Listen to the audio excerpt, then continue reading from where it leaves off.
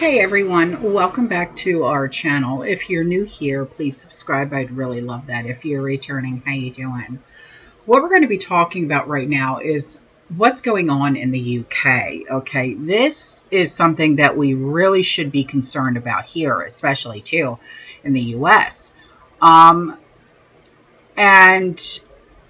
maybe not so much right now, but say we were to come under Democratic rule again. Okay, that's when I would start to worry about something like this. Okay. Starmer. This shit goblin. Yeah, exactly. He says, I know you're worried about the level of illegal migration into this country. Digital ID is another measure to make it tougher to work illegally here, making our borders more secure. Ours is fairer than Britain, but it's built on change, not division. Now, Nigel Farage, okay, says that Starmer's pretty ID cards are but a surveillance state tool. He said, I am firmly opposed to Keir Starmer's digital ID cards. It will make no difference to illegal immigration, but it will be used to control and penalize the rest of us. The state should never have this much power. Now, Bukele, who is from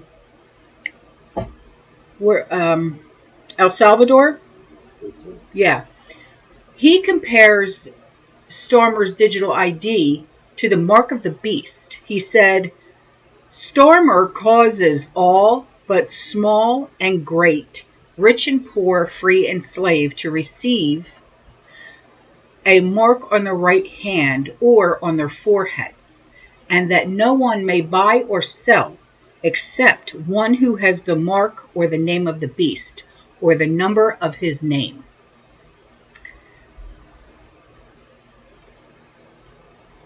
And PM Starmer is hijacking the Channel migrant crisis to force through mandatory digital IDs, the so-called Brit card. Unveiled at the Global Progress Action Summit, it links biometrics, health records, and immigration status to access jobs, rentals, and services. Starmer insists it will curb small boat crossings by shrinking the black economy, but critics call it a cynical power grab, a digital leash on 67 million law-abiding Brits. Civil liberties groups are warning it's even more intrusive, insecure, and discriminatory than Blair's failed 2006 scheme. Privacy watchdogs slam it as a checkpoint Britain, with 63% of the public already distrusting government data handling. Even Starmer's MPs whisper dystopian disaster, while David Davis revives his old fight against Blair's ID card flop. This isn't about boats, it's about control. Starmer's British Obama cosplay turns crisis into surveillance, punishing the citizens for policy failures while leaving crossings untouched.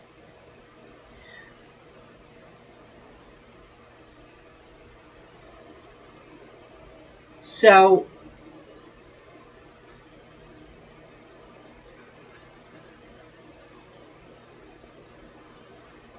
this was also said by Keir Starmer. And I was taken aback by, I was like, the nerve. He said, let me spell that out. You will not be able to work in the United Kingdom if you do not have a digital ID.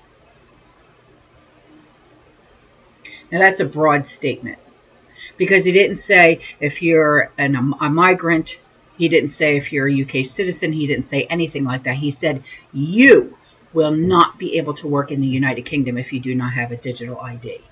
You, meaning all. That's how I took it.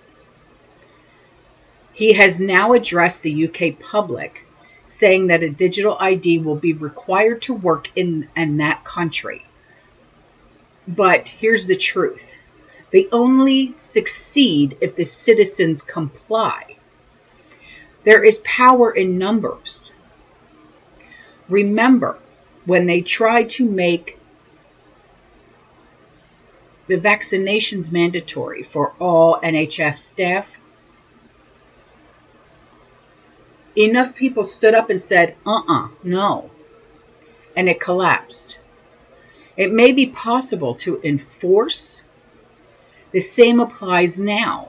If the citizens unite and refuse this digital ID, their plan cannot work. Do not give away your freedom for the illusion of security. Stay strong. Say no together. Even Tommy Robinson said, we will bring London to a standstill over digital ID. And Tommy Robinson has vowed to resist Keir Starmer's digital ID scheme, calling it the biggest threat to British freedom in modern times. Over 1 million are already rejecting the digital ID in petitions. Labour pushing ahead with zero mandate. Public anger is rising across the country.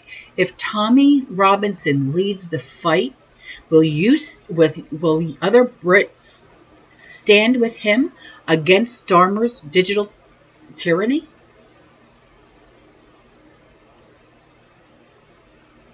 Here's a friendly reminder to Keir Starmer.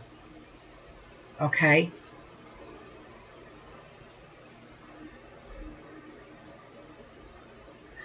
Hitler was the original pioneer of the digital ID. What could possibly go wrong? Think about it, Starmer. Think about it.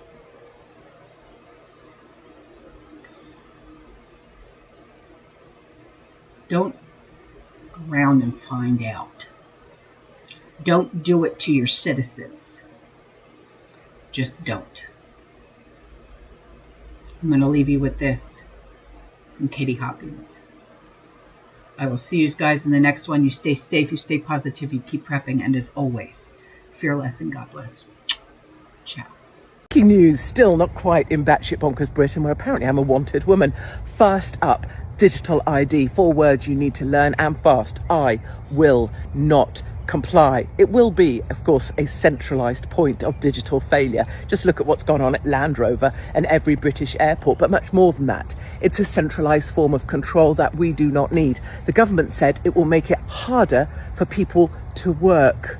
Oh my goodness, because that's exactly what Great Britain needs right now, isn't it? We need to make it harder for people to work. I mean, last time I saw some rubber dinghy rapids rocking up on the shoreline with Mohammed, Mahmoud and Omar. They were so desperate to work. I mean, that's the reason they came here, just wanted to work. For Christ's sake. In other news, Tony Blair says that he's going to help run Gaza and Palestine. And the last thing that Palestine and Israel need right now is that stirring little jugged shit goblin rocking up and running anything. I might just start a rumour or two that Tony Blair is actually gay. And finally, Morgan McSweeney, yeah, that ginger one, he has fraudulently put in £740,000 worth of donations into the Labour Party. I mean, who would have thought that there would be fraud in this Labour government? After all, they lost their corruption minister on corruption charges. They lost their housing minister because she got a third home that she didn't pay tax on. They lost their homelessness minister because she made people homeless. So why would Morgan McSweeney be any different? That's it, my darlings. Not quite in batshit bonkers Britain.